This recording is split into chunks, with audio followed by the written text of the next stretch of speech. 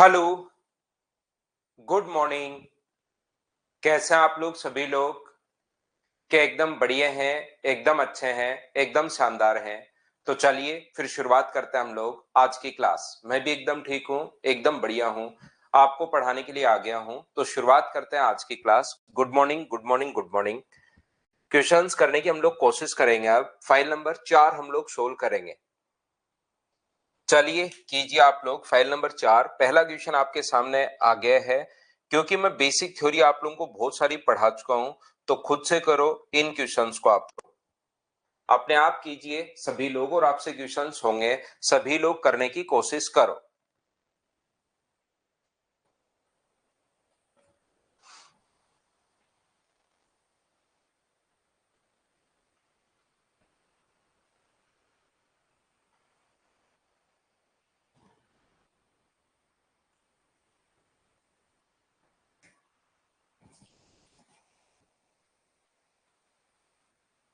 तो देखिए ध्यान से समझना।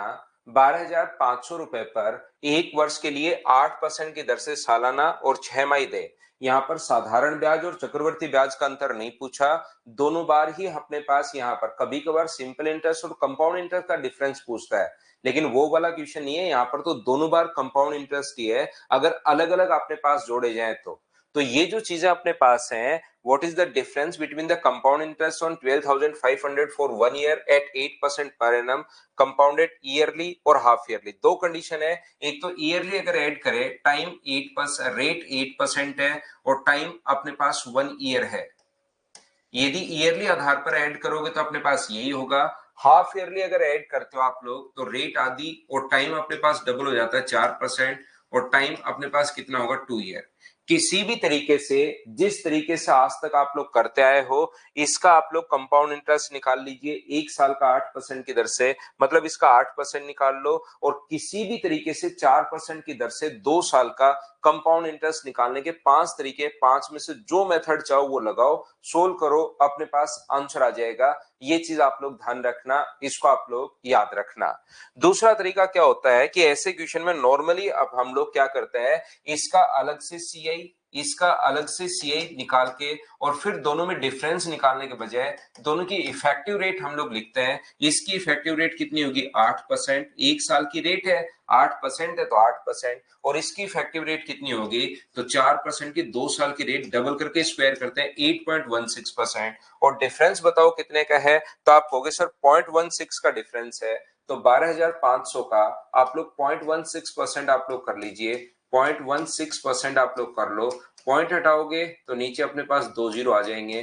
25, 2 जीरो से 2 जीरो कट गया, 25 से कट रहा है 5 बार, 25 से कट रहा है 4 बार, और 4 से कट रहा है 4 बार। 5 गुना 4, सी ऑप्शन 20 अपने पास आंसर आ जाएगा। हाँ और ना बोलिए, क्या सभी लोग समझ पाए हो क्या कि कभी कभार हाफ ईयरली और ईयरली, इनके दोनों के कंपाउंड इंटरेस्ट में अगर अंतर पूछे तो फिर हम लोग इस टाइप से क्वेश्चन को सोल्व कर लेंगे। 8% और 8.16%, या जिस भी तरीके से आप लोग चाहो, इसका सीआई निकाल लो, इसका सीआई निकाल लो, और उन दोनों के बीच में अंतर आपको ढूंढना है, डिफरेंस आपको ढूंढना है, ये याद रखना। नेक्स्ट क्वेश्चन हमारे पास अब इस फाइल नंबर 4 में इसी टाइप के क्वेश्चन है, तो आप लोग करते चलो और बढ़ते चलो, देखते चलो, सिर्फ पढ़ते चलो, क्योंकि 8 या 9 क्वेश्चन ही लिखे हैं, ताकि आप लोगों की प्रैक्टिस तो एक हो ही जाएगी। एक बार कॉन्सेप्ट आपके समझ में आ गया, अब 8-9 क्वेश्चन हम लोग कर लेते हैं, जिससे आपको पता लग जाए कि आप खुद कर पा रहे हो या नहीं कर पा रहे हो। रिंकू प्रजापत भाई, पहली फर्स्ट और सेकंड क्लास देख कर आओ, जिसमें मैंने आपको बताया कि चक्रवर्ती ब्याज कैसे निकालते हैं। वो क्लास देख कर आओ भी, अगर आपको ये बात नहीं समझ में आई है तो। पहली जो 2 क्लास हैं वो आप लोग देख कर आइए भाई,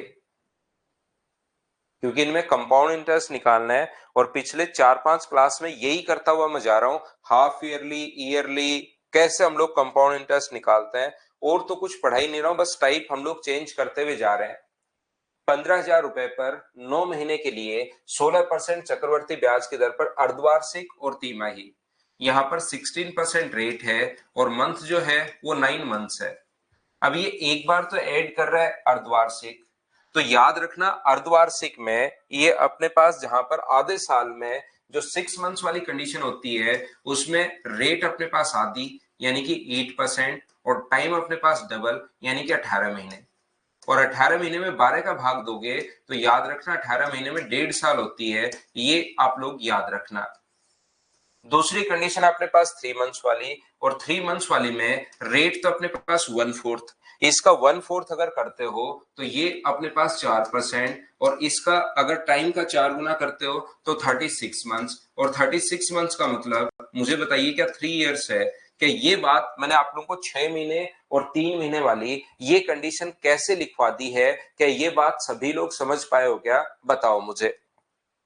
6 महीने वाली और 3 महीने वाली जो ये कंडीशंस हैं ये मैंने कैसे लिखवा दी हैं, कि ये समझ पाए हो क्या? एक बार बताना सभी लोग। टाइम को आधा, टाइम को डबल और रेट को आधा हम लोग करते हैं। इसके बाद अगर आपका डेली आप लोग पढ़ रहे हो, बेसिक्स अगर आप लोगों के क्लियर हैं, तो आप लोग क्या जो भी पैसा अपने पास है 15,000 रुपए पर 8% की दर से क्या 1.5 साल का ब्याज निकाल सकते हो क्या? और 4% की दर से 3 साल का किसी भी तरीके से ब्याज निकालना, जैसे रिंको प्रजापत दोसा जो है, अब आप किसी भी तरीके से यहां पर कंपाउंड इंटरेस्ट निकालो। पहली क्लास से समझाता हुआ जा रहा हूं, 5 मेथड होते हैं। जो मेथड आपको आज तक समझ में आया है रिंकू, उससे आप इस पर मेथड लगाइए और दोनों में डिफरेंस आप लोग देख लो। नॉर्मली बच्चे क्या करते हैं, क्योंकि 1.5 साल है तो पहले 1 साल के लिए रेट तो रहेगी 8% और अगले 6 महीने के लिए रेट रहेगी 4%। इसमें ए प्लस बी वाला फॉर्मूला लगा देते हैं, ए plus A into B by 100, यहाँ पर 8 गुना 4/100, तो ये उनके लिए आ जाता है 12.32, 12.32%। और यहाँ पर 4% का 3 साल के रेट से जो है अपने पास, ये इफेक्टिव रेट आपको याद ही होगी, पहले से मैं आपको करवा के आया हूं। अब जिन बच्चों को ये रेट्स याद नहीं है, ये कैसे निकाल रहे हैं नहीं समझ पा रहे हो, तो फिर आपकी दिक्कत आएगी, पूरे चैप्टर में फिर आपके प्रॉब्लम आएगी। तो यहाँ पर और ध्यान रखना भी, आपकी शाम को भी इवनिंग में भी क्लास है, 6 बजे लगा लेते हैं शाम को भी क्लास। कुछ दिन 3-4 दिन क्लास लगवा लेते हैं शाम को भी, ताकि अपनी दिवाली वाली छुट्टियों की थोड़ी सी भरपाई हो जाए। शाम को 6 बजे क्लास लगा लेते हैं, शाम को भी आपकी क्लास है, ध्यान रखना। तो दोनों में डिफरेंस की अगर बात कर रहा है, ब्याज का अंतर अगर हम लोगों से पूछा है, तो मुझे एक बात बताओ, इन दोनों में जो अंतर अपने पास होगा वो 0.1664 का क्या यही अंतर होगा क्या? आप कहोगे सर इतना ही अंतर होगा, तो डिफरेंस पूछा है तो 15,000 का इतना परसेंट आप लोग निकाल दो। 15,000 का 0.16 अपने पास 64% अगर आप लोग करते हो, 2 जीरो से 2 जीरो अपने पास कट गया, इंटू कर दो, अपने पास यहाँ पर एक तो जीरो आएगा। 15 गुना 4 कितना हुआ 60, 15 गुना 6 90 और 6 96, 90 और 9 99, 24 अपने पास 15 और 24, 4 डिजिट छोड़कर पॉइंट 24.96, सी अपने पास आंसर आ गया। बोलो सभी लोग समझ पाए हो क्या? कुछ बच्चे 5 बजे की कह रहे हैं, कुछ 7 बजे की कह रहे हैं, तो इनका एवरेज ले लिया भाई। कुछ बच्चे मदर्स पर कुछ बच्चे हैं जो 5 बजे की कह रहे हैं, और जो बाकी बच्चे हैं वो 7, इधर सिंकोरी पर कुछ बच्चे 7 बजे की कह रहे हैं, तो इनका एवरेज ले लिया मैंने। 6 बजे बिल्कुल ठीक नहीं है क्या?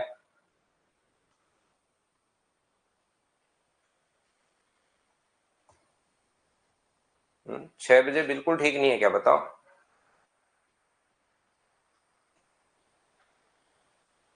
चलो 5 बजे कर लेता है, फिर इसको घटा लेता है, ज्यादा लेट तो क्यों करे सर्दी में। 5 बजे कर लेता है, 5 बजे ले लेंगे भाई, 6 बजे छोड़िए, 5 बजे आप आ जाना, ठीक है ना? 5 कर लेता है, इधर भी कुछ बच्चे 5 बोलना शुरू कर दिए, तो 5 कर लेता है, अब इसको फिक्स करता है, इसी पर बातचीत नहीं करता है। चलिए नेक्स्ट क्वेश्चन हम लोग करने की कोशिश करते हैं, क्वेश्चन नंबर 3। और 5 बजे का टाइम अगले 3-4 दिन के लिए रखना भैया, अब आप लोग 3-4 दिन ये टाइम आप लोग रखना।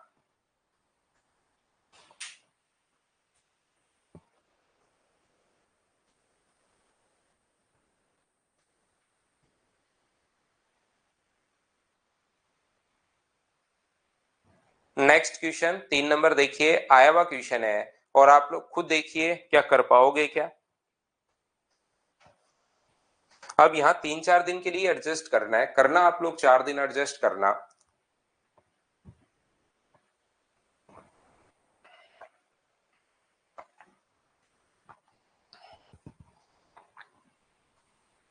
वार्षिक और 6 माही आधार पर चक्रवर्ती ब्याज करने पर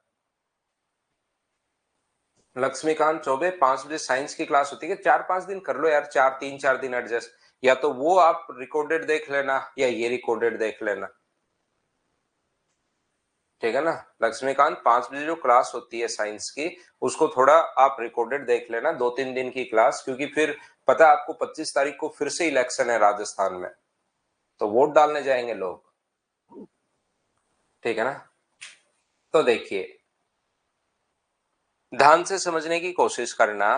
5,000 रुपए की राशि पर 4% वार्षिक दर से वार्षिक और 6 माही आधार पर चक्रवृद्धि करने पर 1.5 वर्ष से अर्जित चक्रवृद्धि ब्याज का अंतर आप लोग ज्ञात कीजिए। मुझे एक बात बताइए, 7 बजे में अगर किसी को डाउट है तो 7 बजे करेगा, फिर अगर 5 बजे बहुत सारे बच्चों की अगर क्लास है तो 5, 6, 7 3 टाइम अपने पास है, 7 बजे कर देते हैं। और तो 7 बजे देख लो आप लोग, अगर 7 बजे तो सभी के लिए ठीक है क्या, बताओ। वैसे तो 6 बजे का टाइम सभी के लिए एकदम ठीक है, लेकिन बताओ 7 बजे ठीक है क्या फिर, बताना मुझे आप कमेंट में, तब तक मैं आपको क्वेश्चन समझाता हूं। 4% की दर से वार्षिक और 6 माही चक्रवृद्धि ब्याज की दर पर, एक तो वार्षिक है, ईयरली है, 4% होगा, और अपने पास एक तो ईयरली होगा अपने पास, यहां पर बिल्कुल ठीक है, तो टाइम कितना है, 1.5 साल।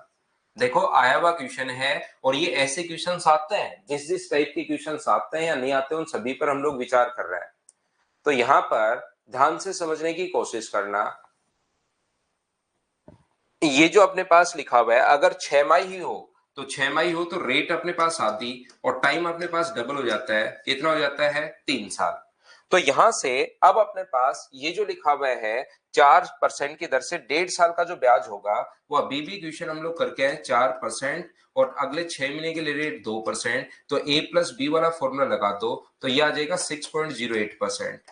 और बताओ इसकी इफेक्टिव रेट, बाकी किसी भी तरीके से करना, रिंकू प्रजापत दोसा, किसी भी तरीके से आप लोग करना, देखना यहां पर जो अपने पास लिखा हुआ है। अब सारे कुछ बच्चों ने 6 बजे लिखना शुरू कर दिया है, बहुत अच्छी बात है। यहाँ पर इसकी इफेक्टिव रेट 6.1208%, बोलिए बिल्कुल ठीक है क्या, आप कहोगे बिल्कुल ठीक है सर, ये इफेक्टिव रेट अपने पास आ गई है।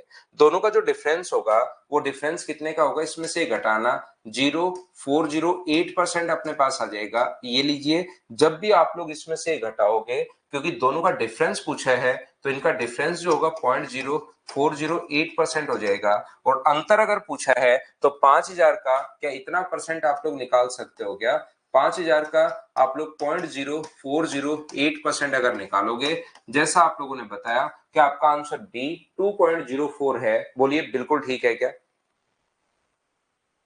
उम्मीद है आप लोग सभी लोग समझ पाए होंगे। क्वेश्चन में ऑप्शन अपने पास बी, बोलिए बिल्कुल ठीक है क्या।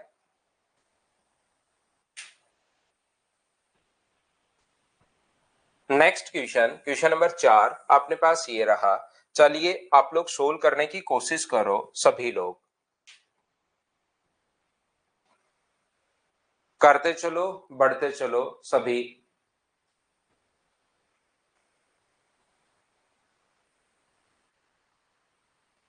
मुझे लगता है एक टाइम पर तो आप सारे कभी एग्री नहीं हो पाओगे, मैंने गलत पूछ लिया आप लोगों से, मुझे बताना चाहिए था कि इतने बजे क्लास लगेगी, बात खत्म। यहाँ पर सिर्फ मुझे ये बताना चाहिए था कि भाई आपकी जो क्लास है वो इतने बजे लगेगी, बात खत्म हो जाती, मैंने पूछ के गलती कर दी, क्योंकि एक टाइम पर तो कभी कोई एग्री कर ही नहीं सकता आप लोग।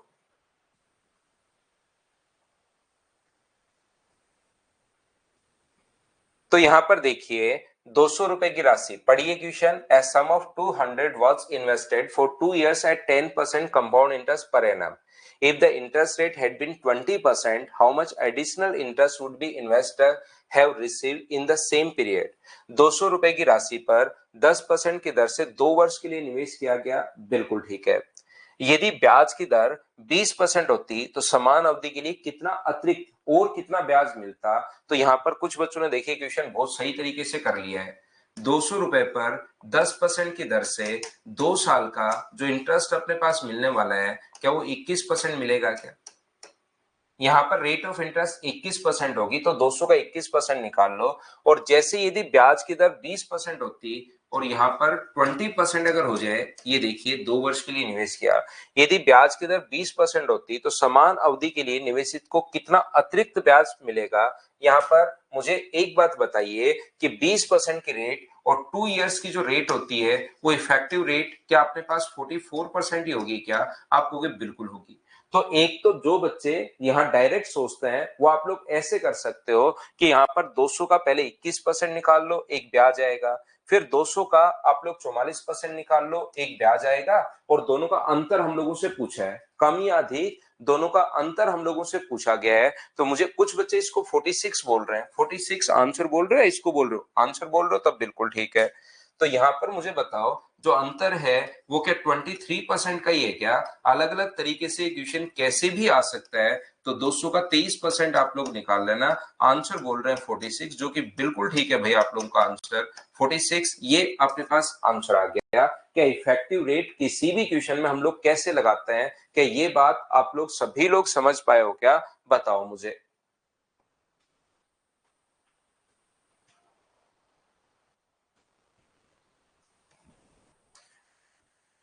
तो अगला देखिए क्वेश्चन नंबर 5। चलो आप लोग पढ़ो और करने की कोशिश करो, सोचने की कोशिश करना। ये क्वेश्चन बिल्कुल थोड़ा सा बस सोचना आपको।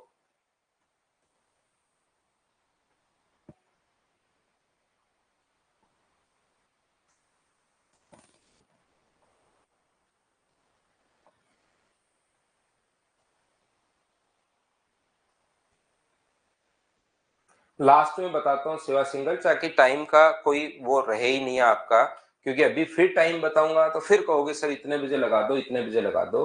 तो हम लोग लास्ट में करेंगे।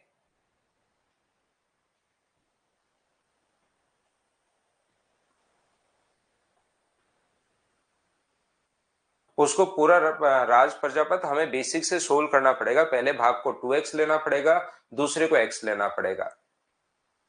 यहाँ पर राज प्रजापत क्वेश्चन को फिर अगर दो भाग, इसमें भी जैसे यहाँ पर आएगा आगे 3:5 भी दे सकता है। आपने बोला 2/3 भाग, तो बचा 1/3 भाग, तो रेशियो बन गया 2:1। तो प्रिंसिपल अगर चेंज हो रहा है तो दोनों को फिर अलग अलग ही करना पड़ेगा। तो यहाँ पर मुझे बताइए आंसर कौन सा ठीक रहेगा, ये बात बताओ सभी लोग।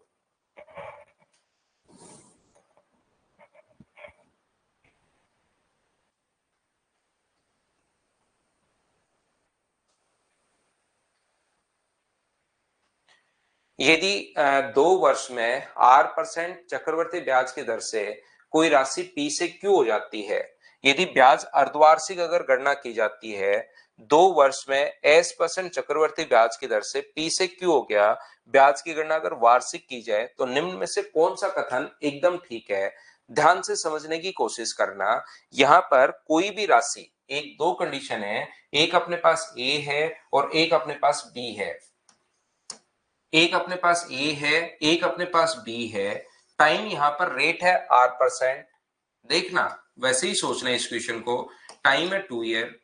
अगर इसमें तो कर रहे हो half yearly, half yearly add करोगे तो रेट तो आधी हो जाएगी, R/2% हो जाएगी, और टाइम अपने पास 4 ईयर हो जाएगा। यहां पर भी अपने पास जो राशि है S% की दर से, यहां पर पहले है S% की दर से, और यहां पर टाइम 2 ईयर है, और यहां पर भी अपने पास P से Q हो गई, और यहां से भी अपने पास P से Q हो गई।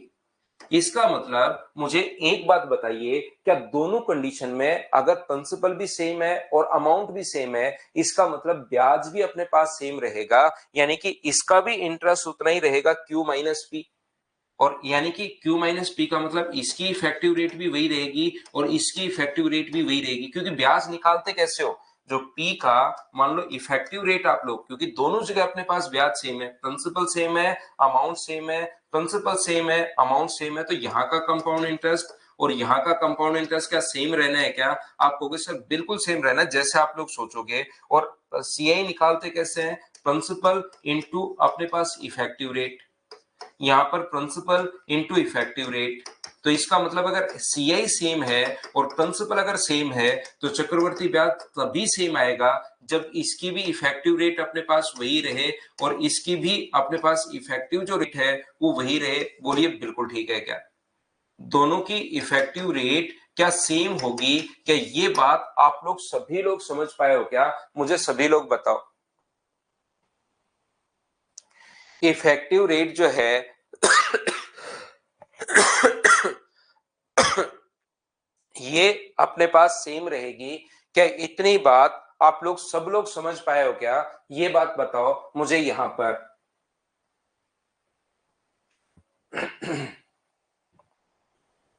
इफेक्टिव रेट जो है वो अपने पास सेम रहेगी, इतनी बात अगर समझ पाए हो तो देखना। मान लो आर का मान अपने पास यहां पर, ये जो शुरुआत में आर है ये मान लीजिए 10% होता,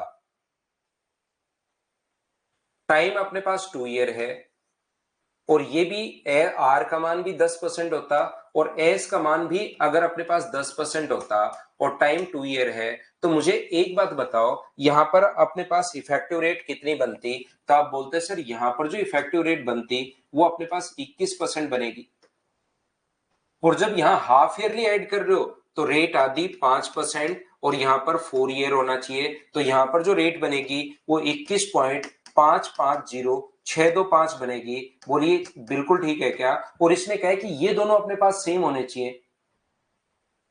मुझे बताइए ये दोनों सेम होने चाहिए, मतलब ये अगर 21 है, ध्यान से समझना, ये अगर अपने पास 21 है, ध्यान से समझना, ये अगर 21 है और ये 21 से थोड़ा सा ज्यादा है, अगर इसको 21 ही आपको लेना है तो क्या 5 होना चाहिए या 5 से थोड़ा कम होना चाहिए? सोचिए। मैं आपको ये बताने की कोशिश कर रहा हूं कि ये अपने पास 21 है, इफेक्टिव रेट जो है इसकी भी 21 होनी चाहिए। अगर 5% आपने लिया तो इफेक्टिव रेट 21.550625, मतलब 21 से बड़ी आ रही है। तो रियल में अगर यहां पर भी आपको 21 बनाना है तो क्या अपने पास ये वाली जो वैल्यू है वो क्या अपने पास 5 से कम होनी चाहिए क्या? आप कहोगे जरूर 5 से कम होनी चाहिए, या उल्टा सोच लीजिए, ये यहां पर 10% की दर से 21% आया। अगर मुझे कभी इफेक्टिव रेट बराबर बनानी है तो इस चीज को अगर मैं 21.550625 यहां पर लिखता हूं, मुझे बताइए अगर मैंने ये लिखा, ये मुझे बनाना है, तो रेट 10 होगी या 10 से थोड़ी बड़ी होगी? ये सोचिए। रेट 10 से तो आ रही है 21%, और मुझे अब 21.550625 बनानी है, तो 21 से 10 से काम चलेगा या 10 से थोड़ा ज्यादा होना चाहिए? तो आप कहोगे सर ये वैल्यू जो है वो 10 से थोड़ी सी ज्यादा होनी चाहिए, इसका मतलब क्या अपने पास आर लेस देन एस होना चाहिए क्या? आर का मान छोटा होगा, ये थोड़ा सा बड़ा होना चाहिए, तब जाके 21.550625 आएगा। इसका मतलब R less than S, option कौन सा आ जाएगा? सी, ये अपना आंसर है। बोलिए बिल्कुल ठीक है क्या?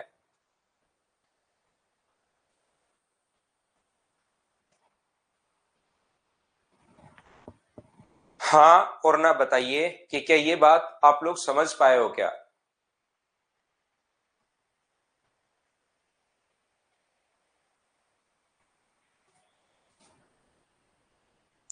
ये तो थोड़ा सा ऐसे ही सोचना पड़ेगा संदीप, ऐसा ही क्वेश्चन है। 1 + r/r/200 की पावर, p से q हो गया, दोनों की इफेक्टिव रेट p, 1 + r/ अपने पास पावर r/200 की पावर अपने पास 4 है, और यहां पर 1 + r/100 की s/100 की पावर अपने पास 2 है।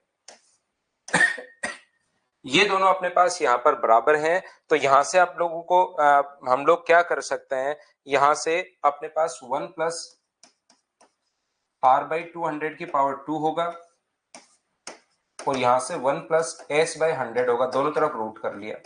अब इन चीजों को आप लोग या तो वैल्यू पुट करके देख लो, कंपेयर करना पड़ेगा आज जब बराबर कब आएगा, जब आर और एस में से किसका मान मैं रखूं तो अपने पास बराबर आएगा, वो चीज हमें चेक करनी पड़ेगी। तो वो चीज चेक करने में हमें थोड़ा सा टाइम लगेगा वैल्यू पुट करके।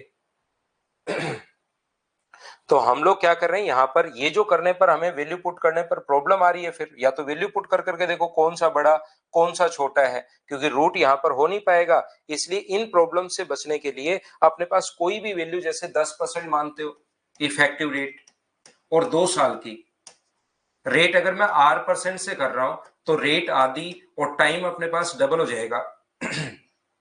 कितना हो जाएगा? 4 ईयर हो जाएगा। तो मुझे बताओ यहाँ पर 21.55065 होती है, ये रेट मैं आपको बता चुका हूं।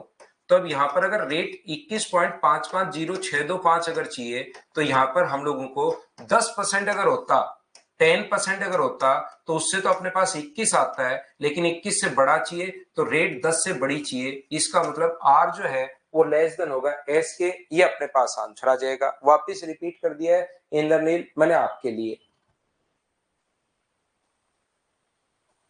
ना, कल क्लास नहीं भी थी।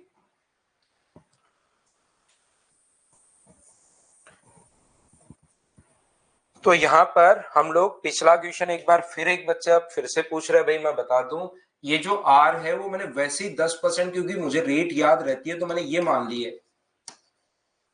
तो रेट आधी और टाइम डबल होगा हाफ ईयरली में। तो यहाँ कितना होगा 21.550625, ये लीजिए। अब यहाँ पर भी मुझे 21.550625 अगर लेना है, तो क्या अपने पास एस जो है वो 10% ले लूं, तो क्या 10% से ही आएगा क्या? आप कहोगे नहीं सर 10 से तो 21 ही आएगा, तो ये 10 से थोड़ा बड़ा लेना पड़ेगा। इसका मतलब आर ग्रेटर देन एस है, एस ग्रेटर देन आर है। ये लास्ट मैंने रिपीट किया है। करो क्वेश्चन नंबर 6। चलिए करने की कोशिश कीजिए। अब की बार प्रिंसिपल दोनों जगह अलग अलग है, तो अलग अलग रेट निकालकर आप लोगों को दोनों को या तो जोड़ना है या घटाना है, वो आप लोग देखना। चलो करने की कोशिश करो।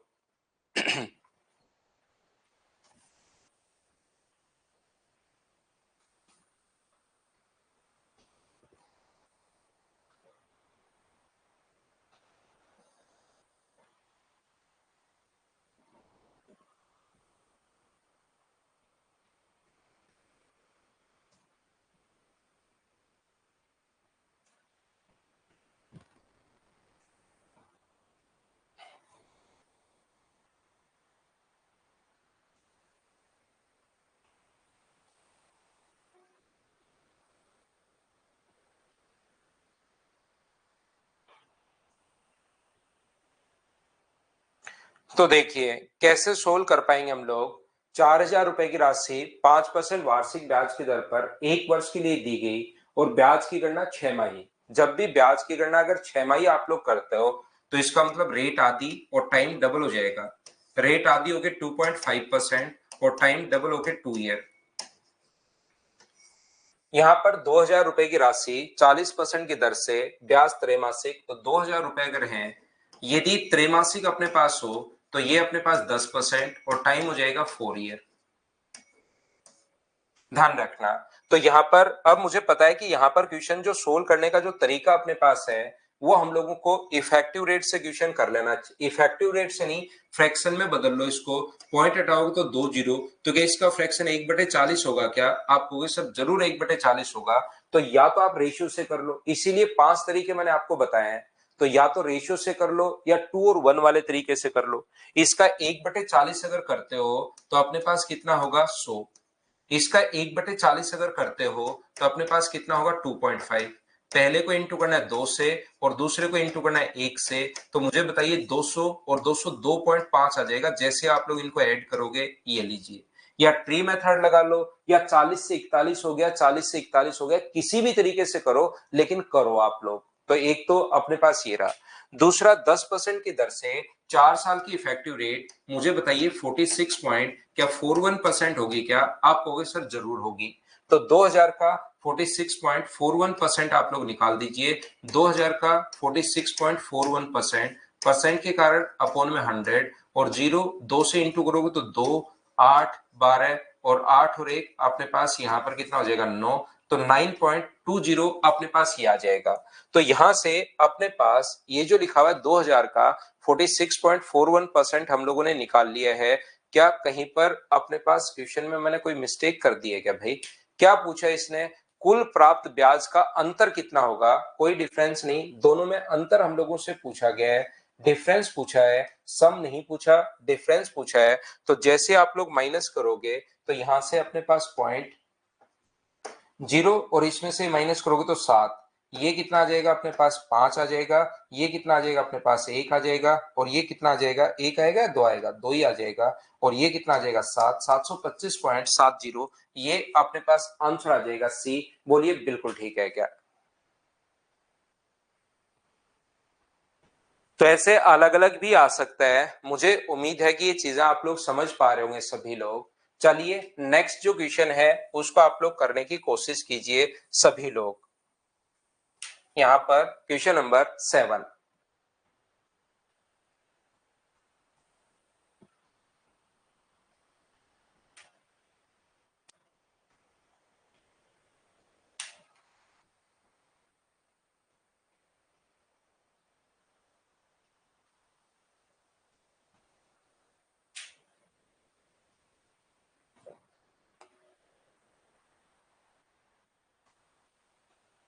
संतोष वापस से देख लेना अगर कोई क्वेश्चन अगर आपको लग रहा है, क्योंकि क्वेश्चन आसान है, बिल्कुल बेसिक जो पहले करते हुए आए हैं वही क्वेश्चन है। तो वापस देख लेना भाई, जहां पर आपको लगे कि सर कम समझ में आया है।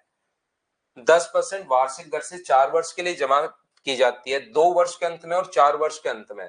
तो यहाँ पर 10% की दर से ये 4 साल के लिए जमा करवाया। अब ये पता होना चाहिए कि 2 साल के अंत में at the end of second year आपको जो इंटरेस्ट मिलेगा वो मुझे बताइए कि 21% मिलेगा क्या?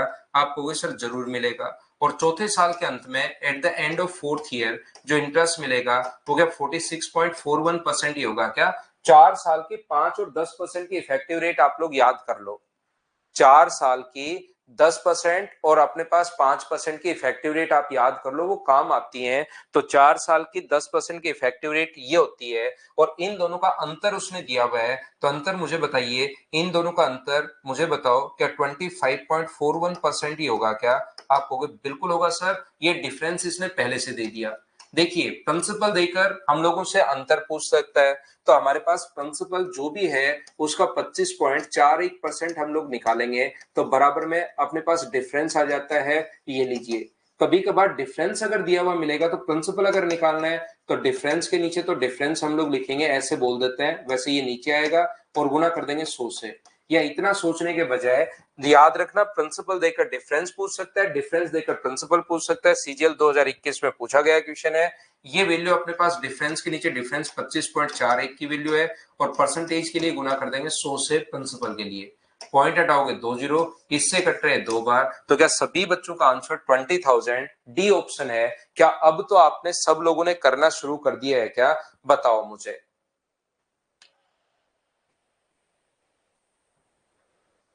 उम्मीद है आप लोगों ने ये चीजें सोल्व कर ली होंगी, कर पा रहे होंगे। नेक्स्ट क्वेश्चन करने की कोशिश कीजिए। क्वेश्चन नंबर 8 अपने आप करने की कोशिश करो सभी लोग।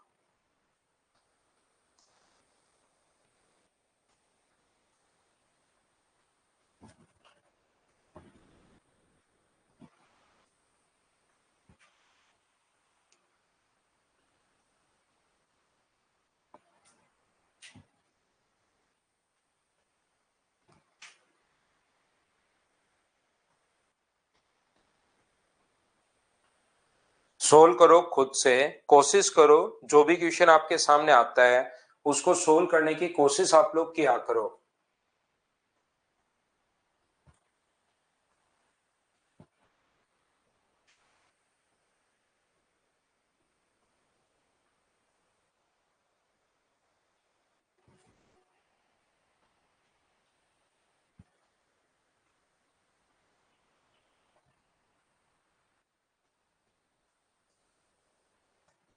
एक निश्चित राशि पर 20% की दर से 1.5 वर्ष का चक्रवर्ती ब्याज के बीच का अंतर 17,160 रुपीज है। तो 20% और अगर 1.5 साल अपने पास है, वार्षिक और अर्धवार्षिक, यदि अर्धवार्षिक रूप से संयोजित किया जाए और वार्षिक रूप से संयोजित किया जाए, तो जब वार्षिक रूप से संयोजित अगर आप लोग करते हो तो अपने पास पहले साल रेट रहेगी 20% अगर ईयरली, और बाद में रेट रहेगी 10%। जबकि हाफ ईयरली में क्या होता है, ये रेट 10% और टाइम डबल हो जाता है 3 साल। ये लीजिए, तो बताओ यहाँ पर इफेक्टिव रेट अगर निकालनी है आपको, तो क्या ए plus B plus A into B by 100 वाला फॉर्मूला याद है क्या आपको? बिल्कुल आप कहोगे सर अलग अलग रेट अगर है तो ये फॉर्मूला याद है। तो यहाँ से सोल्व करने पर 32%, और ये अपने पास मुझे बताइए क्या 33.1% होगा? बोलिए बिल्कुल ठीक है क्या? 1716 रुपए अंतर पहले से दिया हुआ है, डिफरेंस के नीचे डिफरेंस लिखेंगे 1.1 होगा। और मुझे बताओ यहाँ पर प्रिंसिपल अगर पूछा है तो गुना कर देंगे 100 से। पॉइंट हटाओगे 1 जीरो, 11 से कट गया एक बार, बचेगा अपने पास 6। तो अपने पास 55 और ये 6 हो गया, तो क्या अपने पास 156 के आगे 3 जीरो, क्या ये अपने पास आंसर आ गया है क्या? 156000। डी अपने पास ऑप्शन आ गया है। उम्मीद है अब इन क्वेश्चंस को आप लोग कर पा रहे होंगे। बोलिए, बिल्कुल ठीक है क्या? क्या हम लोग आगे बढ़े?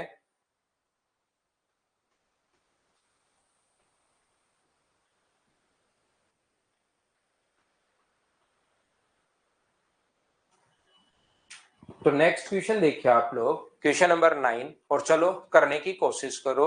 ये एक अच्छा क्वेश्चन है आपके बेसिक कॉन्सेप्ट करने के लिए। प्रत्येक एग्जाम्स के क्वेश्चंस मैंने आप लोगों के लिए लिखे हैं, तो चलिए करने की कोशिश कीजिए।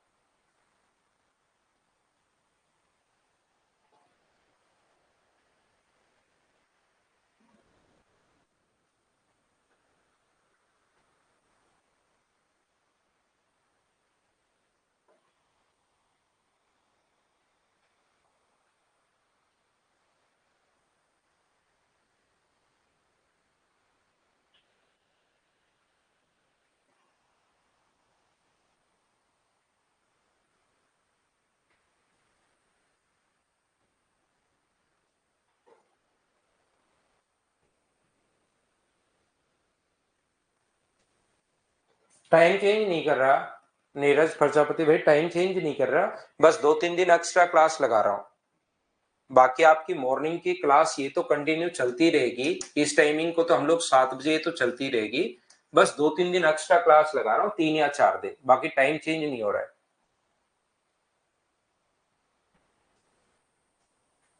Sudha invested her saving in scheme A and B in the ratio of 3:5, each for 1.5 years at the rate of 20% per annum. Is when the interest is compounded 6 monthly, whereas scheme B अपने पास in the when the interest is compounded half yearly। यहाँ पर योजना ए के अंदर यहाँ पर दो scheme अपने पास है, यहाँ पर ध्यान रखना ये स्कीम ए शायद अपने पास लिखा हुआ नहीं है, where is scheme B offer interest rate of the 10% per annum compounded annually. यहाँ पर ये स्कीम ए की बात हो रही है भाई, दो स्कीम है यहाँ पर at a rate of 20% per annum when the interest compounded half yearly. ये स्कीम ए है पहले, ये जो है ना यहाँ पर दो स्कीम है ए और B, each for 1.5 year at a rate of 20% per annum। यहां पर होना चाहिए, यहां पर ये जो पहली है ये स्कीम ए के लिए बात कर रहा है वो। यहां पर देखिए योजना ए के अंतर्गत 20% प्रतिवर्ष की दर से 6 माह वाली पेशकश करता है, जबकि बी जो है वो 10% की दर से वार्षिक चक्रवर्ती ब्याज की दर पर प्रदान करता है। यदि ए व बी के बीच का अंतर 152.60 अगर रुपए हो तो योजना बी में निवेशित राशि कितनी है? तो हम लोग मान लेंगे ए का जो इन्वेस्टमेंट है वो अपने पास, क्योंकि अब की बार प्रिंसिपल अलग अलग है, और बी का इन्वेस्टमेंट है अपने पास 5x। ये लीजिए, अभी तक जितने भी क्वेश्चंस हम लोग करते हुए आ रहे थे तो वो अपने पास यहाँ पर ऐसा हम लोग कर रहे हैं, ध्यान रखना आप लोग, जिसमें प्रिंसिपल सेम है। अब की बार प्रिंसिपल ही अगर चेंज कर दिया है तो क्वेश्चन को फिर आपको बेसिक से सोचना पड़ेगा, क्योंकि दोनों जगह प्रिंसिपल अलग अलग है। ये देखिए टाइम 1.5 वर्ष है, तो टाइम अगर 1.5 वर्ष होगा और हाफ ईयरली अगर ऐड करते हो यहाँ पर 20% की दर से 6 महीने पर अगर ऐड कर रहे हो, 1.5 वर्ष अगर टाइम है तो यहाँ पर रेट तो आधी और टाइम डबल हो जाएगा। 10% की रेट से यहाँ पर टाइम हो जाएगा 3 ईयर, और यहाँ पर रेट कितनी है अपने पास 20%। तो यहाँ पर दो बी के अंतर्गत रेट जो है वो 10% है, 10% की दर से, और यहाँ टाइम है 1.5 ईयर। मैं क्या करूंगा क्वेश्चन में इफेक्टिव रेट में बना लूंगा, इसकी इफेक्टिव रेट बताओ कितनी होगी? तो आप कहोगे सर इसकी इफेक्टिव रेट होगी 33.1%, और इसकी इफेक्टिव रेट कितनी होगी? तो आप कहोगे सर इसकी इफेक्टिव रेट होगी 15.5%। 15.5 कैसे आया सर? यहाँ पर पहले साल रेट 10% है, अगले 6 महीने के लिए रेट 5% है, और इन दोनों में फॉर्मूला लगा दो a plus B plus A into B by 100 वाला फॉर्मूला आप लोग लगा दीजिए। ये लो अपने पास आंसर आ जाएगा, यहाँ पर ये आ जाएगा। यहाँ पर मुझे बताओ ब्याज कितना होगा? तो आप कहोगे सर 3x का, यहाँ पर 3x का 33.1% आप लोग कर दीजिए, तो इंटू करोगे तो x का 99.1x अपॉन अपने पास 100 ये आ जाएगा। यहाँ पर अगर आप लोग करते हो 5x का 15.5% अगर आप लोग करते हो 15.5%, तो ये अपने पास 75 और 2.5 77.5x अपॉन अपने पास 100 आ जाएगा। और इन दोनों का जो अंतर हम लोगों को दिया हुआ है वो अपने पास यहाँ पर ये दिया हुआ है, अंतर यहाँ पर कितना दिया हुआ है 152.60 अपने पास दिया हुआ है। अंतर जो दिया हुआ है 152 पॉइंट अपने पास 60 अपने पास डिफरेंस यहाँ पर दिया हुआ है। बोलिए बिल्कुल ठीक है क्या? और यहां से सोल्व करके क्या आप लोग x का मान निकाल सकते हो क्या? इसमें से अगर आप लोग ये माइनस करते हो, इसमें से माइनस करोगे ये वाला पॉइंट, माइनस x तो कॉमन ले लो बाहर, तो माइनस करोगे तो पॉइंट अपने पास 6 बचेगा। ये अपने पास कितना बचेगा? तो आप बोलोगे सर 1 बचेगा, और इसमें से अगर ये घटाओगे 9 में से 7 अगर घटाओगे तो कितना बचेगा? 1 बचेगा। x अपॉन 100 अपने पास ये आ गया है बराबर 152 पॉइंट अपने पास 60 अपने पास ये रहा। 100 से गुना कर दो, 21.6 का भाग दे लो, जो भी x का मान है उसको गुना करना आपको 5 से, ये चीज आप लोग याद रखना। 5 से इंटू आप लोग कर देना। आंसर मुझे बताइए सभी लोग मिलकर 99 पॉइंट अपने पास 3 होगा भैया। ये तो 1 ठीक है, ये मैंने गलत कर दिया, 0.3 होगा। तो इसमें से 5 अगर माइनस करते हो आप लोग तो यहाँ पर अपने पास 3 में से 5 माइनस करोगे तो क्या 8 बच जाएगा क्या? 8 7 56 और अपने पास 7 और 5 12। क्या x का मान मुझे बताइए क्या 700 ही आ जाएगा क्या? अगर 7 से ये कटे तो 700 अगर अपने पास आ जाएगा तो 7 गुना 5 अपने पास 3500 आंसर आ गया है क्या? ये डी अपने पास आंसर है। बोलिए बिल्कुल ठीक है क्या? उम्मीद है आप लोग समझ पाए होंगे।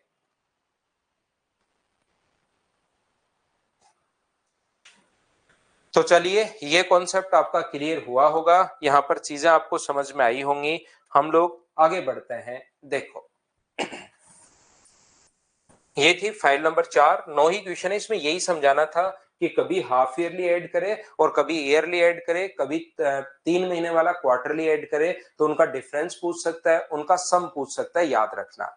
अब देखिए अपने पास पहले मैंने सीआई में समझाया आपको बेसिक, इसके अलावा अपने पास यहाँ पर 6 या 7 टाइप के क्वेश्चंस और बनते हैं। पहले मैंने बेसिक क्लियर किया है, इसके अलावा अपने पास अलग अलग टाइप के 6-7 क्वेश्चंस और बनते हैं, 6-7 टाइप के क्वेश्चंस और बनते हैं, तो उनको ध्यान से अच्छे से समझने की कोशिश करना।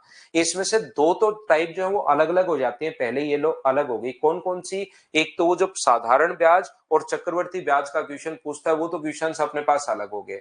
दूसरा क्वेश्चन जो हम लोगों से पूछता है वो एक पूछता है इंस्टॉलमेंट, वो भी अलग कर लो। इसके अलावा 5 टाइप और होते हैं जो इनके क्वेश्चंस आपके मिक्स हो जाते हैं, तो ध्यान से अच्छे से ढंग से समझने की कोशिश करना आप लोग सभी लोग। ये जो अपने पास लिखा हुआ है ध्यान से समझिए। मान लो a अनुपात b बराबर, पहले रेशियो सीखो आप लोग। a अनुपात b बराबर अगर कभी 10 और 11 दिया हुआ है, फिर आगे b अनुपात c भी दिया हुआ है 10 और 11,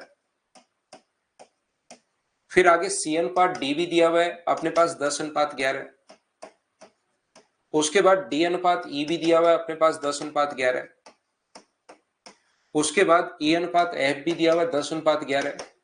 यानी रेशियो अपने पास सेम अगर है, यहां पर ये लीजिए, और वो कहेगा, अब अपने पास ध्यान से समझने की कोशिश करना, हम लोगों को कभी कभार रेशियो सेम दे देता है। ए अनुपात बी, रेशियो का कॉन्सेप्ट आप समझिए।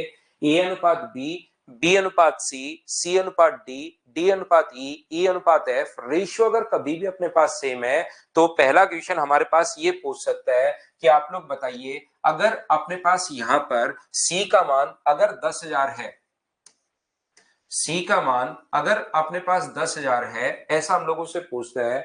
सी का मान अगर अपने पास 10,000 रुपए है तो बताओ एफ का मान कितना होगा, ऐसा हम लोगों से पूछता है। पहला क्वेश्चन।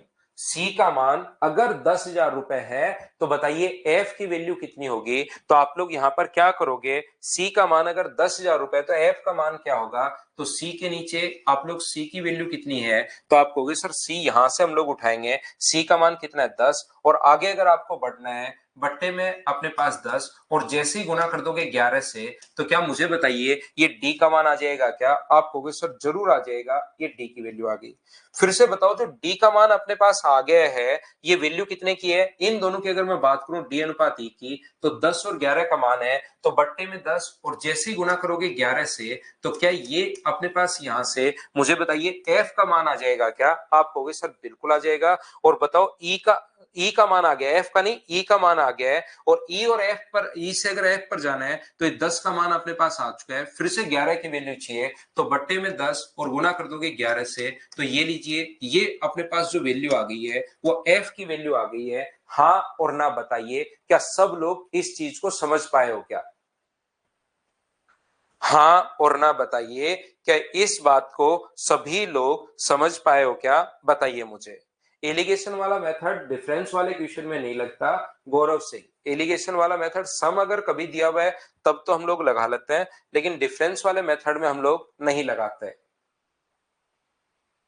तो यहां पर मैं वापस रिपीट कर देता हूं, कुछ बच्चों को नहीं समझ में आया, देखिए मैं यहां पर गलती हो गई मुझसे, मैंने बड़ा क्वेश्चन ले लिया, छोड़िए रेशियो मुझे समझाना है, अगर यहां पर बताओ इसको छोड़ो पहले वाले पर, मुझे एक बात बताओ ए अनुपात बी बराबर, यदि अपने पास इनका रेशियो दिया हुआ 10:11 और ए का मान अगर 30 है, तो बताओ बी का मान कितना होगा।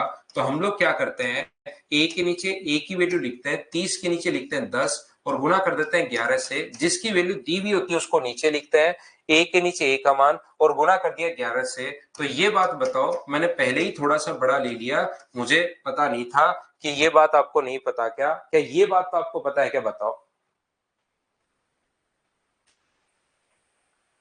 ये बात बताइए, क्या सभी लोग समझ पाए हो क्या।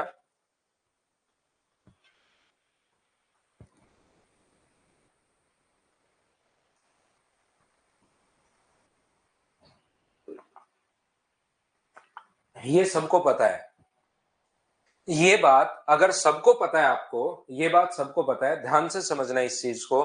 तो मुझे एक बात बताइए आप लोग, अगर ये चीज आपको पता है तो मुझे बताओ सी के बाद अगर डी का मान पूछ लिया जाए, डी का मान पूछ लिया जाए, तो आप कहोगे सी और डी का रेशियो, मान लो डी का मान पूछ लिया जाए, तो डी का मान अगर पूछ लिया जाए तो सी और डी का रेशियो अपने पास यहां पर 10 और 11 है, तो बट्टे में अपने पास 10 और गुना कर दे हम लोग 11 से, तो मुझे बताइए क्या डी का मान आ गया है क्या, चाहो तो इसको आप लोग सोल्व कर लो, नहीं तो ऐसे कैसा पढ़ा रहने दो, डी का मान कैसे आ गया, क्या समझ पाए हो क्या।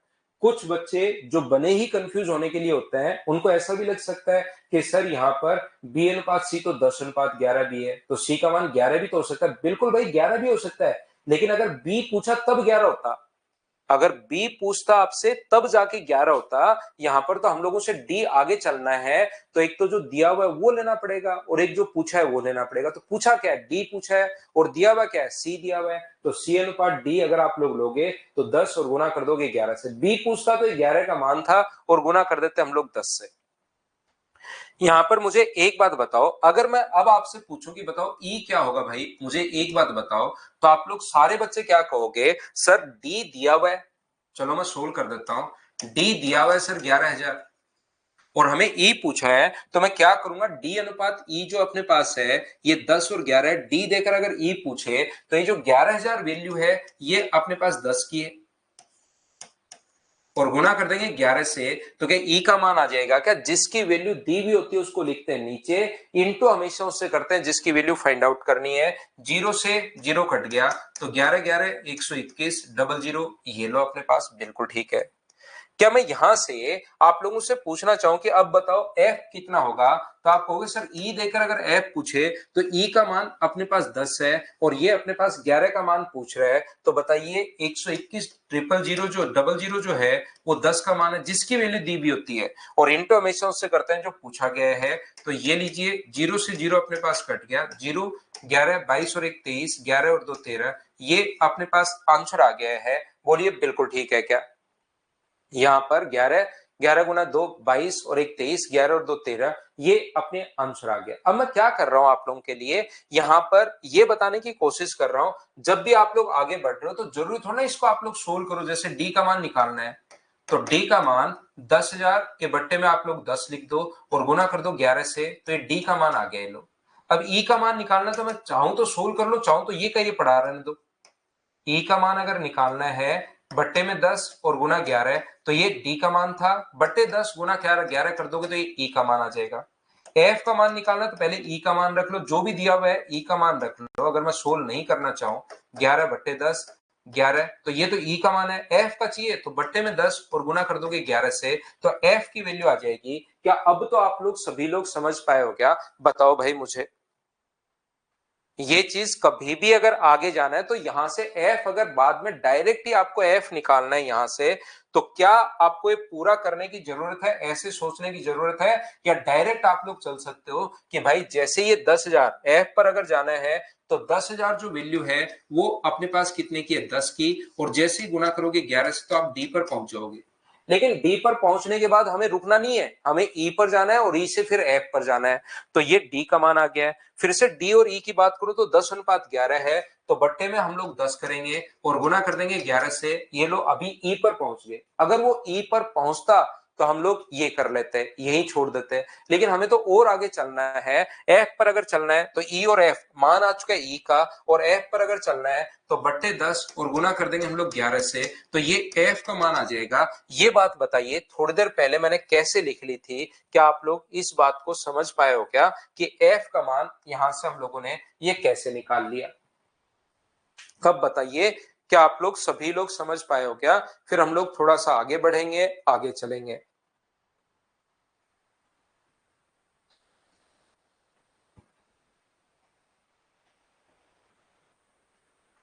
देखिए दूसरा क्वेश्चन अपने पास ऐसे आ सकता है कि आप लोग बताओ सी का मान, अगर मान लो 1331 अपने पास अगर है, तो बताओ ए का मान कितना होगा।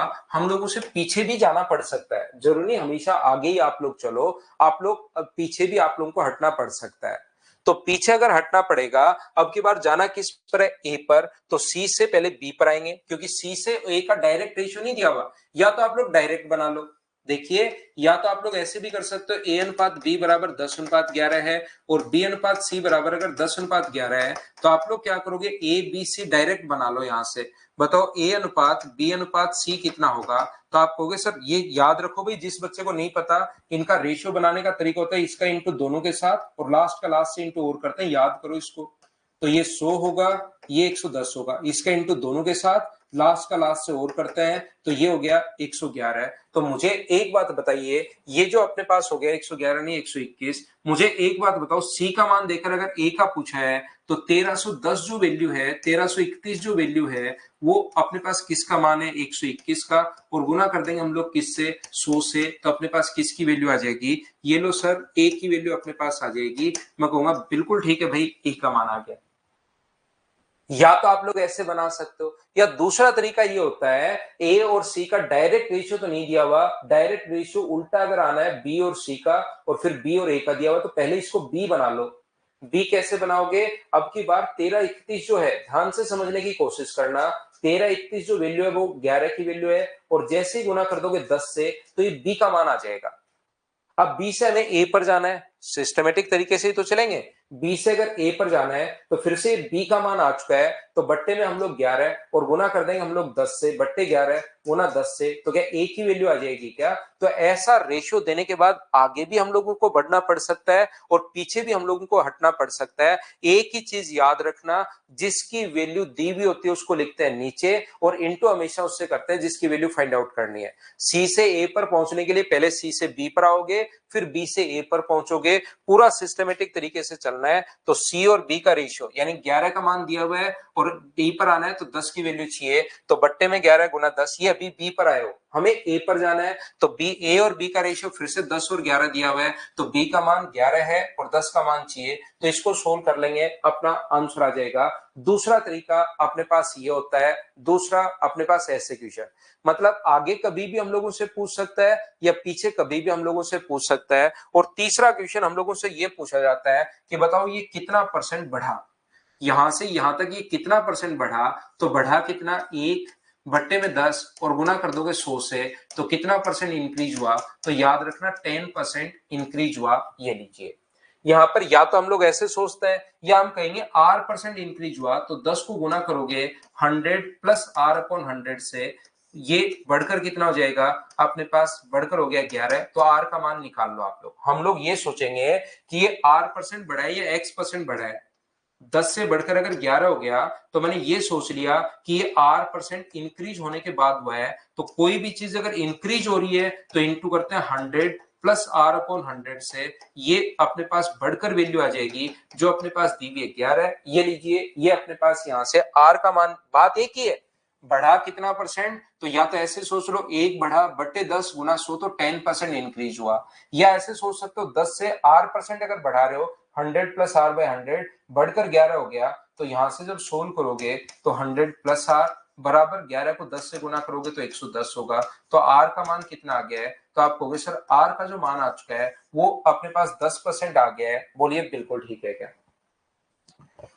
तो इन चीजों को आप लोग ध्यान से समझना, रेगुलर रहना, तभी आप लोग अब ये चीजें समझ पाओगे, नहीं तो चीजें मिक्स होनी शुरू हो जाएंगी। अब अगली जो अपनी 6-7 क्लास लगेंगी सीआई की, इसमें आप लोग रेगुलर रहना और इनको ध्यान से समझने की कोशिश करना कि मैं क्या बोल रहा हूं। मैं हर छोटी से छोटी चीज मेरी तरफ से समझाऊंगा, लेकिन आपको ये चीजें पता होनी चाहिए, ठीक है ना? हाँ, ए से ऐप का पूछ सकता है, ऐप से ए का पूछ सकता है, कैसे भी पूछ सकता है।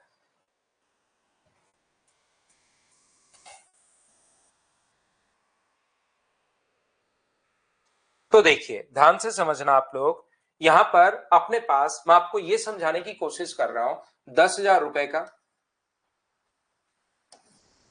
10% की दर से 4 साल का कंपाउंड इंटरेस्ट हम लोग निकाल रहे हैं। देखना, कोशिश करना सीखने की। मुझे बताओ पहले साल का कंपाउंड इंटरेस्ट क्या होगा, ट्री मेथड से मैं कर रहा हूं। पहले साल का जो कंपाउंड इंटरेस्ट होगा, कंपाउंड इंटरेस्ट पहले साल का फर्स्ट ईयर का, तो 10,000 रुपए का आप लोग 10% निकालते हो, तो 10% कितना होगा 1,000। ये बिल्कुल ठीक है, पहले साल का कंपाउंड इंटरेस्ट आ गया। दूसरे साल का अगर मैं कंपाउंड इंटरेस्ट निकालू, ध्यान से समझना भाई हम लोग क्या कर रहे हैं। यहां पर दूसरे साल का जो कंपाउंड इंटरेस्ट हम लोग निकाल रहे हैं, इसका हम लोग 10% निकालेंगे 1,000। इसका हम लोग 10% पहले वाले का, यहां से सबसे पहले प्रिंसिपल पर तो लगता ही लगता है 1,000 रुपए। इससे पहले कितने बार ब्याज मिल चुका है, एक बार ब्याज मिल चुका है, तो इसका 10% अगर आप लोग करते हो तो ये कितना आ गया 100। ये लो, ये सेकेंड ईयर का इंटरेस्ट आ गया है। अगर मुझे तीसरे साल का ब्याज चाहिए, ट्री मेथड में बता रहा हूं, पहले भी मैं आपको बता चुका हूं लेकिन वापस में सिखा रहा हूं। तो सबसे पहले प्रिंसिपल पर तो लगेगा ही लगेगा, 1,000 तो लगेगा ही लगेगा। इससे के बाद मुझे बताइए इस पर अपने पास कितना होगा 100, इस पर कितना होगा 10% करोगे 100, और इसका 10% कितना होगा, तो आप बोलोगे सर 10 होगा, जो कि बिल्कुल ठीक है। अगली अगर मैं बात करूं, मुझे बताइए फोर्थ ईयर की अगर मैं बात करूं आपके साथ, तो फोर्थ ईयर जो होगा वो 10,000 रुपए तो हो गई, 1,000 रुपए तो होगा ही होगा।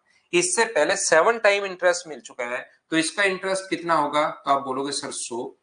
इसका भी कितना होगा 100, इसका कितना होगा 10, इसका कितना होगा 100, इसका कितना होगा 10, 10 और कितना होगा 1। ये लो, इन चारों को अगर जोड़ दें तो क्या अपने पास 4 साल का कंपाउंड इंटरेस्ट आ जाएगा? बोलिए बिल्कुल ठीक है क्या?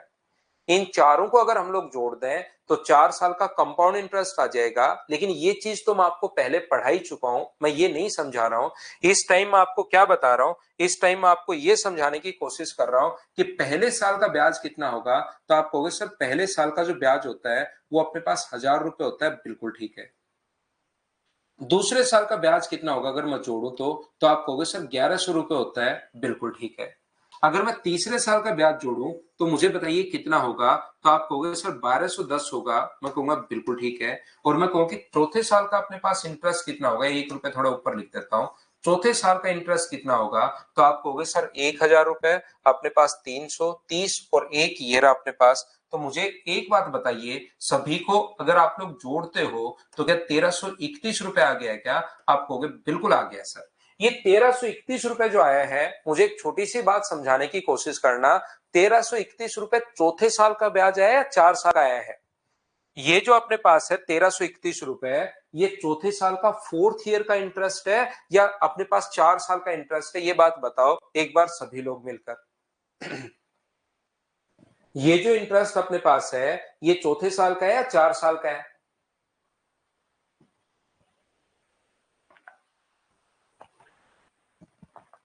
तो आप लोग कहोगे सर ये फोर्थ ईयर का है, 4 साल का तो तब होता जब आप लोग इसको ऐड करते। ये अपने पास ओनली फोर्थ ईयर का इंटरेस्ट है, ये चीज आप लोग ध्यान रखना, ओनली फोर्थ ईयर का। तो मैं आपको कहने की कोशिश ये कर रहा हूं, आप लोग फर्स्ट ईयर का ध्यान रखना, फर्स्ट ईयर का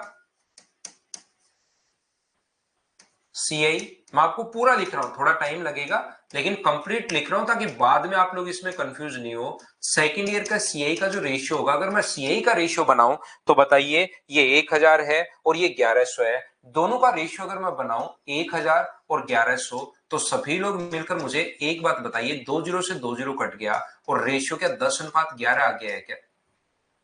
यहां पर अगर मैं आपसे बोलता हूं सेकंड ईयर का, ध्यान से समझना, सेकंड ईयर का सीआई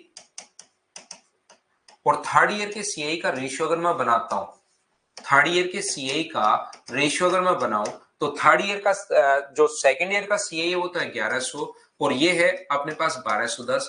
मैं चाहूंगा कि आप रेशियो बनाओ, 0 से 0 कट गया, 11 से 10 बार और 11 से कितनी बार कट गया, 11 बार। अगर अपने पास मैं पूछता हूं थर्ड ईयर और फोर्थ ईयर का सीआई का रेशियो बताओ, थर्ड ईयर का सीआई और फोर्थ ईयर के सीआई का रेशियो आप लोग बताइए, फोर्थ ईयर का सीआई का रेशियो आप लोग बताओ, तो ये आप लोग कहोगे सर 1210 है और 1331 है, 121 से कटेगा 10 बार और 121 से कटेगा 11 बार। क्या रेशियो एक बार 10:11 अगर आ गया है तो मुझे बताइए क्या आगे कोई भी साल का रेशियो निकालना क्या 10:11 ऐसे ही पांचवें साल का, छठे साल का, कभी का आप लोग निकाल कर देख सकते हो, हमेशा रेशियो 10:11 ही रहेगा, ये याद रखना।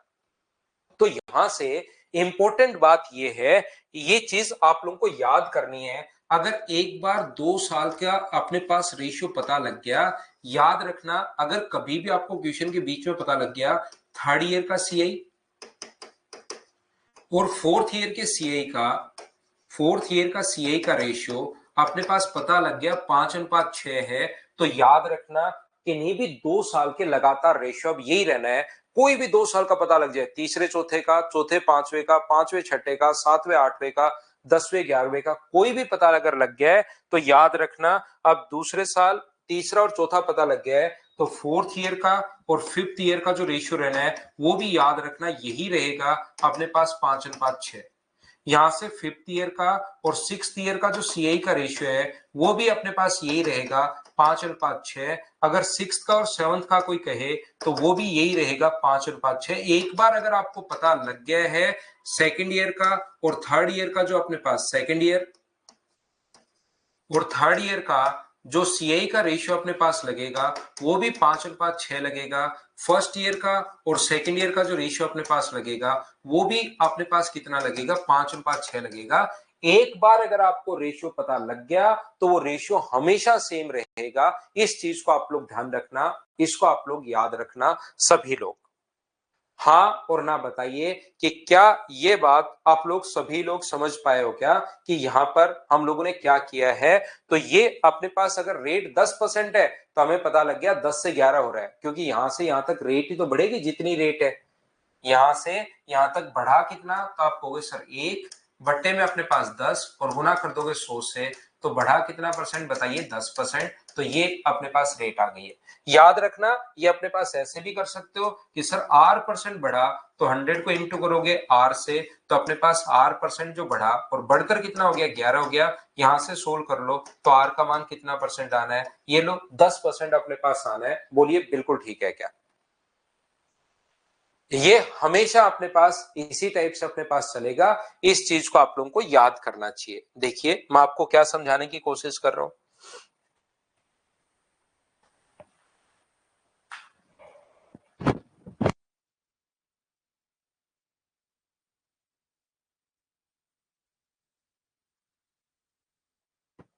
हम लोग ये समझ रहे हैं यहां पर कहीं भी अगर एक बार अगर आपको रेशियो पता लग जाए, ये चीज अगर नहीं समझ में आई कोई बात नहीं, इसको याद करना है अभी आपको। ये 5 चीजें मैं आपको रटवाऊंगा, 5 अलग अलग पॉइंट जो देखने में एक जैसे टाइप लगेंगे। लगेगा यार ये भी तो वैसा ही है। क्वेश्चन देखने में सेम लगेगा लेकिन सॉल्यूशन अलग अलग होगा। क्वेश्चन देखने में अलग अलग लगेगा लेकिन सॉल्यूशन सेम होगा, तो फिर आप उसमें कंफ्यूज हो जाते हो। इसलिए एक चीज पहली, एक एक पॉइंट में आपको रटवा रहा हूं कि याद रखना, कभी भी अगर अपने पास इस टाइप से आए, सेकंड ईयर का, थर्ड ईयर का, एक बार अगर कभी भी पता लग गया है तो फिर रेशियो वो सेम ही रहना है, याद रखना। जैसे अपने पास यहां पर अगर पता लग गया है कभी भी, जैसे third year and fourth year CI का रेशियो, पूरा मैं नहीं लिख रहा हूं, थर्ड लिख देता हूं। यहां पर क्वेश्चन ऐसे आएगा, थर्ड ईयर का सीआई और फोर्थ ईयर का सीआई, 4 साल का नहीं है, फोर्थ ईयर के सीआई का रेशियो अपने पास अगर 5:6 है, 5:6 एक बार पता लग गया तो हम लोगों से वो बोलता है कि यदि अपने पास चौथे साल का, ध्यान से सुनना, यदि अपने पास तीसरे साल का, थर्ड ईयर का सीआई यदि 1250 रुपए हो, या अपने पास यहां पर मान लीजिए अपने पास 180, यहां पर कितना हो अपने पास, क्या करें इसको, कितना हो, एक वैसे क्वेश्चन बना रहा हूं मैं एक बार आपके लिए चीजें समझाने के लिए। यहां पर मान लीजिए अपने पास यहां पर ये हो 125 गुना 216 रुपए दिया हुआ है, टोटल इतना दिया हुआ है 125 गुना अपने पास 216 रुपए दिया हुआ है, ये चीज हम लोगों को दी हुई है। तो आप लोग ये इंटू करके देगा, ठीक है ना। तो आप लोगों से जो क्वेश्चन पूछेगा वो हम लोगों से क्वेश्चन पूछ सकता है। बताओ, पहला क्वेश्चन हम लोगों से पूछ सकता है कि छठे साल का सीआई क्या होगा। दूसरा क्वेश्चन हम लोगों से पूछ सकता है कि बताओ आप लोग फर्स्ट ईयर का अपने पास यहां पर सीआई क्या होगा। तीसरा क्वेश्चन हम लोगों से पूछ सकता है कि बताइए 5 साल का एसआई क्या होगा। चौथा क्वेश्चन हम लोगों से पूछ सकता है कि बताइए रेट क्या होगी। और पांचवा क्वेश्चन हम लोगों से पूछ सकता है कि बताइए प्रिंसिपल क्या होगा। ऐसे हम लोगों से 5 क्वेश्चंस पूछे जा सकता है। हम लोगों से ये जो टोटल है वो हम लोगों से 5 क्वेश्चंस पूछे जा सकते हैं। एक बार इतना डेटा हम लोगों को देगा और उसके बाद ये 5 टाइप के क्वेश्चंस हम लोगों से पूछे जा सकते हैं, याद रखना आप लोग, ठीक है ना। ये इस टाइप से अपने पास 5 क्वेश्चन पूछे जा सकते हैं। यानी कि मैं आपको समझाने की कोशिश ये कर रहा हूं कि हमें आगे के किसी साल का पूछ सकता है, हम लोगों को आगे के किसी साल का सीआई पूछ सकता है, पीछे के किसी साल का सीआई पूछ सकता है, हम लोगों से साधारण ब्याज पूछ सकता है, हम लोगों से रेट पूछ सकता है और हम लोगों से प्रिंसिपल पूछ सकता है। ये जो अपने पास लिखा हुआ है, मुझे एक बात बताइए, अगर एक बार आपको पता लग गया है कि तीसरे साल और चौथे साल का ये है, तो याद रखना फोर्थ और फिफ्थ का भी अपने पास यही रहना है। कितना, 5:6। याद रखना फिफ्थ का और सिक्स्थ का भी अपने पास यही रहना है, ये अपने पास याद रखना 5:6। याद रखना अपने पास सेकंड और थर्ड का भी अपने पास यही रहना है, सेकंड और थर्ड का जो अपने पास 5:6 ही रहना है। अपने पास फर्स्ट ईयर और सेकंड ईयर का भी अपने पास यही रहना है, ये आप लोग याद रखना 5:6। तो अगर कभी भी आपको आगे जाना है, इसीलिए मैंने ये चीजें आपको पहले ही समझाई हैं। कभी भी छठे साल का अगर पूछे तो पहले दिया हुआ कौन से साल का है, तीसरे का, कौन से साल का दिया हुआ है, तीसरे का, तो तीसरे से जाएंगे हम लोग चौथे पर। याद रखना, तीसरे से हम लोग जाएंगे चौथे पर, चौथे से जाएंगे हम लोग पांचवे पर और पांचवे से जाएंगे छठे पर। तीसरे से चौथे पर कितना, कैसे जाओगे, तीसरा अपने पास दिया हुआ है 27,000, ये लीजिए 27,000 तीसरे का दिया हुआ है, वैल्यू दी हुई है 5 की, और जैसे ही गुना करोगे 6 से तो आप लोग चौथे साल पर पहुंच जाओगे। 5 की वैल्यू है, 6 का मान, फोर्थ ईयर पर आ गए। अगर फोर्थ ईयर पर होते तो यहीं आपको रुकना पड़ता, लेकिन फोर्थ ईयर नहीं है सर, फिफ्थ ईयर अगर पूछे तो बट्टे में 5, ये रहा चौथे और पांचवें साल का रेशियो ये है। तो मुझे बताओ चौथे साल की वैल्यू कितनी है, 5, और पांचवें साल पर अगर जाना है तो बट्टे 5 गुना कर दोगे 6 से, तो ये हम लोग पांचवें साल पर पहुंच गए। अगर फिफ्थ ईयर का पूछता तो यही होता, लेकिन फिफ्थ ईयर पर रुकना नहीं है आपको, तो छठे साल पर रुकना है। तो बट्टे में 5 और गुना 6 यानी 3 बार करोगे तब जाके छठे साल पर आप पहुंच गए। बोलिए बिल्कुल ठीक है क्या? आप लोग यहां पर उल्टा भी आ सकते हो। आप अगर चाहो तो फर्स्ट ईयर का सीआई अगर आप लोगों से पूछे तो याद रखना हम लोग कौन से साल पर है, तीसरे पर है, तो पहले दूसरे साल पर आना पड़ेगा हम लोगों को। पहले अगर दूसरे साल पर आओगे तो ये वैल्यू दी हुई है 6 की, 27,000 जो वैल्यू है वो कितने की है, 6 की, और गुना कर दोगे 5 से, तो अपने पास 6 की वैल्यू है, और गुना कर दोगे 5 से, तो सर ये तो हम लोग दूसरे साल पर ही आए। दूसरे साल से फिर से अगर पहले वाले पर जाओगे तो ये वैल्यू जो है वो अपने पास 6 की है, और गुना किससे कर दोगे, 5 से, तो ये लो अपने पास पहले साल का सीए आ जाएगा। हाँ ना बोलिए बिल्कुल ठीक है क्या? तो ये जो अपने पास लिखा हुआ है 27,000 बटे 6 गुना 5 बटे 6 गुना 5, पीछे अगर हटना है पहले सेकेंड ईयर पर और फिर थर्ड ईयर पर, तो यहां से इसको अगर काटोगे, यहां से अगर काटते हो आप लोग तो 6 से ये जो वैल्यू कटेगी वो मुझे बताओ कितनी बार कटेगा, 6 से 3 बार और 6 से 5 बार। 6 से अपने पास 6 गुना 4 24, 3 बचा, 6 से अपने पास 5 बार, तो ये अपने पास, मुझे बताइए क्या ये अपने पास आ गया है क्या, या पढ़ा रहने दो, सोल्व तो आप लोग कर लेना। ये लीजिए, मुझे उम्मीद है कि इस चीज को आप लोग सोल्व कर पाओगे। अब मुझे एक बात बताइए सभी लोग मिलकर, अगर 5 साल का ऐसा ही पूछे तो आप लोग याद रखना 1 साल का सीआई और 1 साल का ऐसा ही बराबर होता है। 1 साल का जो सीआई होता है, फर्स्ट ईयर का सीआई और पहले साल का एसआई हमेशा बराबर होगा, क्योंकि वो हमेशा किस पर लगता है, मूलधन पर लगता है। क्या आपको ये बात पता है क्या कि पहले साल का सीआई और पहले साल का एसआई बराबर होगा? क्या आप लोगों को ये बात पता है क्या? नीचे 6 और 5 किस तरीके से लिख रहा है अभिषेक, इसके लिए थोड़ी देर पहले मैंने रेशियो का कॉन्सेप्ट समझाया था, उसको देख कर आओ, बहुत सही तरीके से बताया है। उसको आपको देखना पड़ेगा, नहीं समझ में 4-5 बार देखो, शायद उस टाइम आप थे ही नहीं क्लास में जब मैंने पहले रेशियो ही बताया। मैं, मुझे लगता है कि हर चीज बच्चे को नहीं पता होगी, तो हर पॉइंट में आपको पॉइंट वाइज समझाते रहता हूं। पहले ये आ रहा था तो मुझे पता था इसमें रेशियो काम में आएगा, इसलिए मैंने पहले रेशियो ही आपको बताया। तो वो पॉइंट आप लोग ध्यान से देखिए।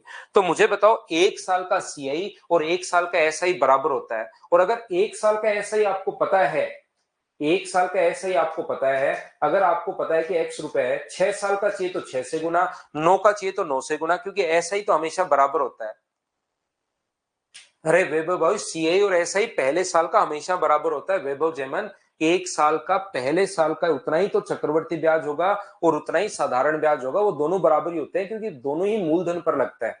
कैसे होगा सर, ये तो आप खुद सोचिए ना कि पहले साल ऐसा ही होता, क्या आपको एसआई की इतनी क्लास ले ली वैभव जयमन, आपको ये भी नहीं पता यार एसआई क्या होता है? साधारण ब्याज जो होता है, जो अपने पास सिंपल इंटरेस्ट जो है साधारण ब्याज, वो सिर्फ मूलधन पर लगता है, और कंपाउंड इंटरेस्ट भी पहले साल सिर्फ मूलधन पर ही लगेगा, वो तो दूसरे साल तीसरे साल जाकर चेंज होना शुरू होता है। पहले साल के तो दोनों सेम ही होते हैं क्योंकि दोनों ही मूलधन पर लगता है। तो यहां पर 1 साल का अगर सीआई आ गया है तो 1 साल का एसआई भी यही होगा। इसको अगर आप लोग सोल्व करना चाहो, गुना 5/6 गुना 5/6, ये अपने पास 1 साल का एसआई होगा। और हमें कितने साल का पूछा है, यहां पर मान लो 5 साल का पूछा है तो इंटू कर दो 5 से, 9 साल का पूछता तो इंटू करते 9 से, 10 साल का पूछते तो इंटू करते 10 से, 40 साल का पूछता तो इंटू करते 40 से। मुझे आप लोग एक बात बताइए कि क्या अपने पास रेट तो पता कर लोगे क्या कि यहां से यहां तक कितना परसेंट बढ़ा? तो या तो डायरेक्ट देख सकते हो एक बढ़ा, या 5 को इंटू कर दो 100 प्लस R/100 से, और बढ़कर कितना हो गया ये अपने पास हो गया 6। तो 5 से कट जाएगा 20 बार, और अपने पास यहाँ पर 20 से इंटू करोगे तो 20 गुना 6 120, आर का मान कितना आ जाएगा 20%, ये अपना आंसर होगा। सर प्रिंसिपल कैसे निकाले? मुझे बताओ कि 5 साल का है, 1 साल का ऐसा ही आपके पास आ गया है, 1 साल का ऐसा ही आपके पास है जो कि ऊपर आ चुका है, यहाँ पर ये रहा। 1 साल का सीआई और ऐसा ही बराबर होता है, और आपके पास रेट आ चुकी है आपके पास, तो क्या टाइम आपके पास है 1 साल, तो क्या प्रिंसिपल फाइंड आउट कर सकते हो क्या? प्रिंसिपल का फॉर्मूला होता है अपने पास 100 इंटू इंटरेस्ट, तो इंटरेस्ट 1 साल का यहाँ लिख देना, नीचे टाइम 1 साल, और रेट जो है वो लिख देना। सोल्व करोगे तो प्रिंसिपल अपने पास आ जाएगा। इस टाइप से ये 5 टाइप के क्वेश्चन इसमें पूछे जाते हैं। बताओ क्या समझ पाए हो क्या? तो आप कहोगे सर बिल्कुल बात समझ में आई है, और बिल्कुल बात समझ में अगर आई है तो शाम को हम लोग मिलते हैं। कितने बजे मिलते हैं? 5 बजे हम लोग मिलेंगे। ध्यान से सुनना, जो भी अगर आपकी एक्स्ट्रा क्लास हो उसको इधर उधर आप लोग फिक्स कर देना, और आप लोग 2 3 4 दिन ही क्लास लेंगे हम लोग, ज्यादा से ज्यादा शाम को। सुबह ही लगेगी, कल सुबह भी होगी क्लास, 2 क्लास होंगे, अब याद रखना। अगले 3 4 दिन इस वीक में, क्योंकि 25 तारीख को फिर इलेक्शन है, फिर छुट्टी होगी, तो अगले 3 4 दिन अपनी 2 2 क्लास होंगी। शाम को 5 बजे आपको आना है। Thank you, bye bye, take care. कोई क्लास हो तो आप लोग उसको इधर उधर कर देना भाई।